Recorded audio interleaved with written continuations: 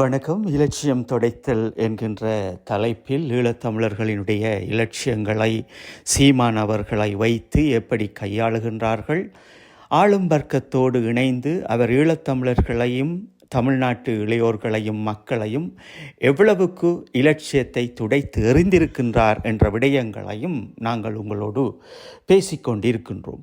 அப்போ அந்த அடிப்படையில் தான் இவர் தமிழ்நாட்டில் தேசிய தலைவர் அவர்களின் படங்களையும் மாவீரர்களினுடைய அந்த நினைவு கூறலையும் வைத்துக்கொண்டு இவர் குறிப்பிடுகின்ற விடயங்கள் என்ன, அந்த விடயங்களுக்குள் உள்ளிருக்கின்ற விடயங்கள் அத்தனையும் என்ன உண்மை என்பதை ஈழத்தமிழர்களாகிய புத்திஜீவிகளும் இணையதளவாசிகளும் அதை நடத்துகின்ற ஊடகவியலாளர்களும் சரியான முறையில் இதை கையாண்டார்களா என்றால், இன்று வரை நாங்கள் 2009 5ஆம் மாதம் 17ஆம் தேதிக்கு பிற்பாடு நடைபெற்ற அத்தனை விடயத்திற்கும் ஈழத்தமிழர்களினுடைய புத்திஜீவிகளும் இணையதளம் நடத்துனவர்களும் ஒரு இணையதளத்தினுடைய ஆசிரியர்களாக இருப்பவர்களுமே இதற்குரிய பதிலை அவர்கள் எங்கள் மக்கள் முன் கொண்டு வந்திருக்க வேண்டும். எம் தேசிய தலைவருக்கும் எங்கள் மாவீரர்களுக்கும் அவர்கள் செய்கின்ற துரோகமாகவே எங்களை போன்றவர்கள் நாங்கள் பார்க்கின்றோம்.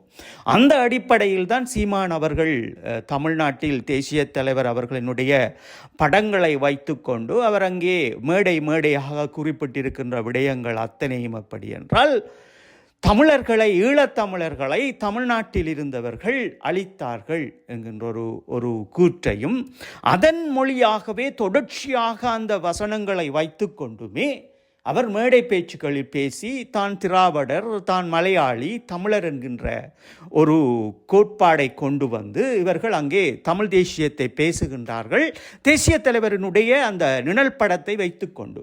இது எம்மவர்களை சார்ந்த புத்திஜீவிகளுக்கும் மண்டையில் உரைக்கவில்லை என்பதுதான் எங்களுக்கு இருக்கின்ற வருத்தமான விடயங்களாகவும் நாங்கள் பார்க்கின்றோம். இந்த விடயத்தில் சரிகூர்ந்து நிதானமாக கேளுங்கள்.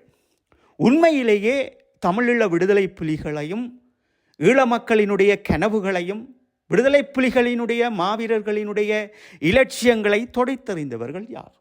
தெளிவாக நீங்கள் சிந்தியுங்கள்.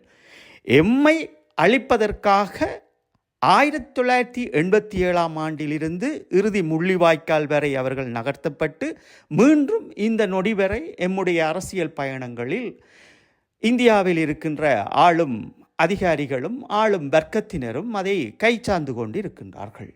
அப்படி அவர்களுக்குள் இறுக்கி பிடித்து கொண்டு இலங்கைக்கு தேவையான அத்தனை விடயங்களையும் செய்தார்கள். அது இந்திய இராணுவமாக இருக்கலாம், அல்லது பொருளாதாரமாக இருக்கலாம், பணமாக இருக்கலாம், கடல் பரப்பை நேவி ஊடாக கட்டுப்பாட்டுள் வைத்திருந்த விடயங்களும், அதிநுட்பமான தொழில்நுட்பத்தை கற்றுக்கொண்ட அதிகாரிகளாக இருந்தாலும் சரி, எங்களினுடைய களமுனையில் இறுதியாக சிங்கள இராணுவத்தோடு நின்று அவர்களும் களமாடினார்கள். ஏதோ ஒரு விடயங்களுக்காக அவர்களும் களமாடினார்கள் என்ற உண்மையை ஏன் எங்களினுடைய புத்திஜீவிகள் சீமானிடம் சொல்ல மறந்தார்கள், அல்லது சீமான் அவர்கள் ஊடகங்களில் ஏன் மறந்தார் என்ற கேள்வி எமக்குள் எழப்படுகின்றது. இந்த கேள்விகளின் நுட்பங்களோடு நாங்கள் எம்மை அழிப்பதற்கு, தமிழீழ விடுதலை புலிகளையும் எங்கள் மக்களின் இலட்சியத்தையும் துடைத்தறிவதற்கு தாங்கள் முன்வந்து இலங்கையோடு இணைந்து பாகிஸ்தானோடு இணைந்து இன்று வரை போர்க்குற்றத்தை மிகவும் உன்னிப்பாக சிங்கள தேசத்திற்கு அந்த நன்மைகளோடு நகர்த்தி கொண்டிருக்கின்ற சைனா போன்ற நாடுகளோடு சேர்ந்து இப்படி உலக தேசத்தோடு இணைந்து அழித்து முடித்தார்கள். இதில் அயல்நாடு இந்தியாவினுடைய மிக பெரும் பங்களிப்பு. அப்போ இந்த பங்களிப்புகள் அத்தனையும் தெரிந்த இந்த சீமான் என்கின்ற தனி மனிதரும் அந்த கட்சியை சார்ந்த தம்பிகளும் ஏன் இந்திய மத்திய அரசாங்கத்தை அன்றைய காலங்களில் இருந்தவர்களை ஏன் விமர்சிக்கவில்லை என்பதையும் நீங்கள் சிந்திக்க வேண்டும். எல்லோருக்கும் தெரியும், தொழில்நுட்பம் என்பது வண்டு அதை சுத்திகரித்து எங்களுடைய நிலப்பரப்புகளை சுத்திகரித்து எங்கெங்கே நாங்கள் ஆர்ட்லரி வைத்திருக்கின்றோம், எங்கெங்கே நாங்கள் மோட்டார் தளங்களை வைத்திருக்கின்றோம், எப்படி நடமாடுகின்றோம் என்ற விவரங்களை தொழில்நுட்பங்கள் ஊடாக எடுத்துக்கொண்டு தான் எம் மக்கள் மீது தடை செய்யப்பட்ட செல்லுகளாக இருந்தாலும் சரி, ஆட்லரிகளாக இருந்தாலும் சரி, அஞ்சிஞ்சுகளாக இருந்தாலும் சரி, கிவிர் வந்து அடித்தாலும் சரி, நம்மை வந்து அடித்து நொறுக்கி விட்டு சென்றார்கள். இதில் இருக்கின்ற உண்மை விடயம் என்னவென்றால், பல்குழல் என்று சொல்லப்படுகின்ற ரெக்கார்ட் லான்ச்சர் போன்ற அதிநவீன கருவிகளை இந்தியா தான் தயாரித்து கொடுத்திருந்தது. அது ஏனென்றால் உலக தேசத்தில் தடை செய்யப்பட்ட ஆயுதங்களை வாங்கி கொடுத்ததிலிருந்து அந்த செல் என்பது, அதாவது இறுதி தருணங்களில் பாவிக்கப்பட்ட அதிநவீன கருவியான இந்த பல்குழல் என்பது ஒரு முறை வெடித்து அந்த இடத்தில் அது சேதங்களாக ஆக்கப்படும். ஆனால் இறுதி தருணத்தில் அவர்கள் பாவித்தது அத்தனையும் ஒரு முறை வெடித்து அந்த இடத்தை நாசம் செய்துவிட்டு இன்னும் ஒரு முறை சென்று வெடிக்கக்கூடிய தடை செய்யப்பட்ட ஆயுதங்களை கொண்டு வந்து மீது குதித்து அடித்து நொறுக்கிய காட்சிகளையும் கண்டிருப்பீர்கள். இப்படிப்பட்ட ஒரு இந்திய அரசாங்கத்தின் ஊடுருவியாக தேசிய தலைவர் அவர்களின் நிழல் படங்களை வைத்துக்கொண்டு ஏதோ தமிழ்நாட்டில் இருந்தவர்கள் தெலுங்கர்கள் எமக்கு ஆயுதங்களை கொடுத்ததாக அல்லது ஒரு மலையாள மொழியை பேசுகின்றவர் ஆயுதங்களை கொடுத்ததாக ஒரு பின்பத்தை தமிழ்நாட்டில் இருந்து அவர் பேசிக்கொண்டே இருக்கின்றார். அப்போ நாங்கள் உண்மையில் ஒரு விடயத்தை விளங்கிக் கொள்ளணும். அன்றைய காலங்களில் இறுதிப் போர் நடக்கின்ற போது தமிழ்நாட்டில் இருந்த அரசியல்வாதிகள் அந்த மக்களை போராடாமல் தடை செய்தது அது மாபெரும் குற்றமாகவும் எங்கள் மனங்களில் இருக்கின்ற வலிகளாகவும் நாங்கள் அறிந்த விடயம் எல்லோரும். அதை நாங்கள் மறப்பதற்கு எந்த ஒரு துளி கூட இடமில்லை. அது உண்மை. அவர்கள் மக்கள் தமிழ்நாட்டில் கிளர்ச்சியாக போராடுகின்ற போது அவர்களை விட்டிருக்க வேண்டும். அப்போ இதை புரிந்து கொண்ட நாங்கள் அவர்களையும் விமர்சிக்க வேண்டும். ஏனென்றால் தமிழீழ விடுதலை புலிகளை அழிப்பதற்கு 1987 இருந்து இறுதி நொடி வரை இன்று வரை அலைந்து கொண்டிருக்கின்றவர்களும் அதற்குரிய வேலை திட்டங்களை செய்தவர்களும் மத்திய அரசாங்கம் இந்தியாவில் இருக்கின்றனர். அப்போ இவர் அதை விமர்சித்தவர் கிடையாது. அப்போ இவருக்கு பின்னுக்கு யார் இருக்கிறார்கள் என்பதை தான் நாங்கள் பார்க்க வேண்டும். தேசிய தலைவரின் படங்களை வைத்துக்கொண்டு இவர் உரையாடுகின்ற விடயங்களும் எங்களை அழித்தது நீங்கள் தான் என்று தமிழ்நாட்டில் இருக்கின்ற மக்களை பார்த்து சொல்லுகின்ற விடயங்களை தான் நாங்கள் மிக தெளிவாக ஈழத்தமிழர்கள் இதை உலக தேசத்தில் இருக்கின்ற புத்திஜீவிகள் கையாண்டிருக்க வேண்டும். உண்மையாகவே அன்றைய காலங்களில் இருந்த அரசியல் அந்த கட்சியை விமர்சிப்பது தான் ஒரு மனிதனினுடைய தார்மீக அரசியல் சிந்தனையும் ஒரு தமிழ் தேசியத்தினுடைய அடையாளம். அப்போ அந்த இடத்திலும் தேசிய தலைவர் அவர்களை கொச்சைப்படுத்தி கொண்டு தேசிய தலைவரை ஒரு விரண்டாவாத பொருளாக அவர்கள் மத்தியில் காட்டிக்கொண்டு இவர் கிடைக்கின்ற பணத்திலும் இவர் கிடைக்கின்ற சொகுசு வாழ்க்கையிலும் இவர் குழி காத்து கொண்டிருக்கின்றார். அப்போ இவருக்கு பின்னால் நிற்பவர்கள் யார் என்று நாங்கள் பார்க்கின்ற போதுதான் எமக்கு தெளிவாக விளங்குகின்றது. இன்னும் ஒரு விடயத்தை இந்த இடத்தில் நீங்கள் தெளிவாக சிந்திக்க வேண்டும். என்னவென்றால், இலங்கையில் வடக்கு கிழக்கை அமைத்த ஒரு தமிழீழ விடுதலை புலிகளினுடைய அந்த ஈழக் கோட்பாட்டின் அடிப்படையில் விடுதலை புலிகளினுடைய ஆசீர்வாதங்களோடு அன்றைய இறுதி தருணத்தில் எம்பிகளாக வலம் வந்தவர்கள் அந்த மக்களை ஒருங்கிணைப்பு செய்து ஒரு போராட்டத்தை தொடங்காமல் இவர்களெல்லாம் மௌனமாக ஒளித்திருந்த பிறகு தமிழ்நாட்டில் வாழ்கின்றவர்களை பார்த்து நீங்கள் போராடவில்லை எமக்காக, நீங்கள் கடலால் எமக்காக வரவில்லை என்று கேள்விகள் எடுக்கின்ற போதுதான் நாங்கள் எங்களுடைய புத்திஜீவிகளையும் எங்கள் மக்களையும் பார்த்து முதலில் நாங்கள் இந்த போராட்டத்தை செய்திருக்க வேண்டும், உங்களையெல்லாம் அந்த அரசியல்வாதிகள் திரட்டி மாபெரும் போராட்டத்தை தொடங்கியிருக்க வேண்டும், உயிர் ஒரு முறை போவது அதை சரியாக தமிழர்கள் பயன்படுத்தி இருக்க வேண்டும் என்று வழிகாட்ட தயங்கி நின்ற ஈழத்தினுடைய புத்திஜீவிகளும் அன்றைய இருந்த அரசியல்வாதிகளையும் கேள்வி கேட்க தவறிய சீமான் அவர்கள் யாரோடு இணைந்து நின்று இந்த காய் நகர்த்தலை நகர்த்துகின்றார் என்பதையும் தமிழ்நாட்டு இளையோர்களும் சிந்திக்க தவறினார்கள், ஈழத்தமிழர்களும் சிந்திக்க தவறினார்கள். உண்மையில் ஒரு தமிழ் தேசியத்தை பேசுகின்றவர்கள் என்றால் தேசிய தலைவர் அவர்களை உண்மையாக நேசிப்பவர்கள் மாவீரர்களை என்றால் உண்மை கருத்தை முன்வைத்திருக்க வேண்டும். அந்த இறுதி தருணத்தில் வடக்கு கிழக்கில் என்னதான் நீங்கள் அடக்குமுறைகளாக இருந்தாலும் ஒரு கிளர்ச்சியாக அரசியல்வாதிகள் முன்னின்று போராடுகின்ற போது அது அந்த மக்கள் சேர்ந்து உயிரை பார்க்காமல் போராடி இருப்பார்கள். அந்த கிளர்ச்சியை உருவாக்காத அன்றைய அரசியல்வாதிகளாக வலம் வந்த பாராளுமன்ற உறுப்பினர்கள் எல்லோரும் சேர்ந்து இன்று தமிழ்நாட்டில் ஒரு கேள்வியை வைப்பதும் ஏன் தமிழ் மக்கள் போராடவில்லை என்கின்ற வார்த்தை பிரயோகங்களை சீமானை கொண்டு வந்து நிறுத்துகின்றதும், அந்த விடயங்களை கையாளுகின்ற சீமான் ஏன் ஈழத்தமிழர்கள் மத்தியிலும் ஈழத்தமிழர்கள் அன்றைய காலங்களில் இருந்த பாராளுமன்ற உறுப்பினர்கள் மீதும் இவர் அந்த குற்றச்சாட்டையும் வைத்தவர் அல்ல. தெளிவான பார்வையும் இவர் யோசித்து அவர்களிடம் கேள்வி கேட்டவரும் அல்ல. அப்போ இவர்களுக்கு பின் யார் நிற்கிறார்கள் என்பதைத்தான் நாங்கள் தெளிவாக புரிந்து கொள்ள வேண்டும்.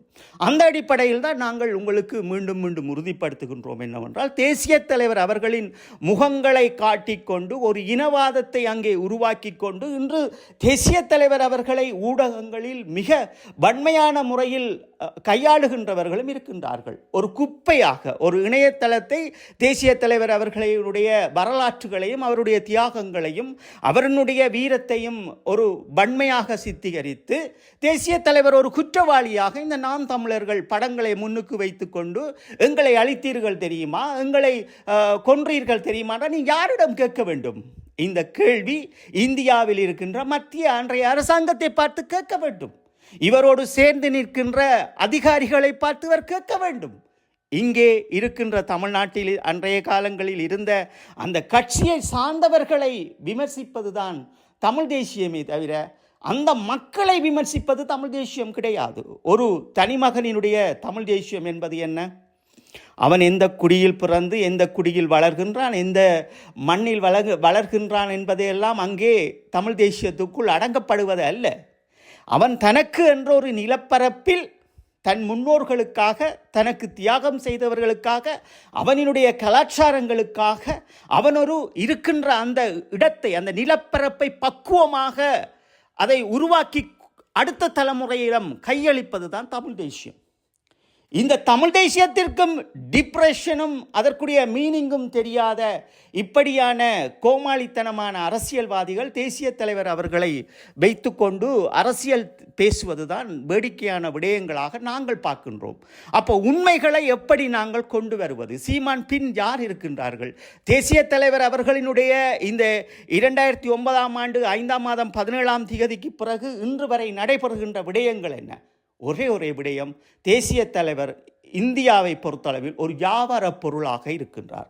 ஊடகத்தினுடைய ஒரு வியாபார பொருள். எங்களுடைய மாவீரர்கள் அவருக்கு அவருடைய வாழ்வாதாரத்துக்கு ஒரு பொருளாகவும், அவரை கட்சி சார்ந்தவர்களுக்கு ஒரு பொருளாகவும், அவர்களுடைய அரசியலுக்கு ஒரு பொருளாகவும் தேசிய தலைவரும் மாவீரர்களும் இருக்கின்றார்களே தவிர தமிழீழ விடுதலை புலிகளுடைய கோட்பாடு என்ன, அவர்கள் எதற்காக போராடினார்கள், அவர்களை இறுதி வரை யார் அளித்தார்கள் என்பதும் இவர்களுக்கு தெரிந்ததும் அல்ல, தெரிய போறதும் அல்ல.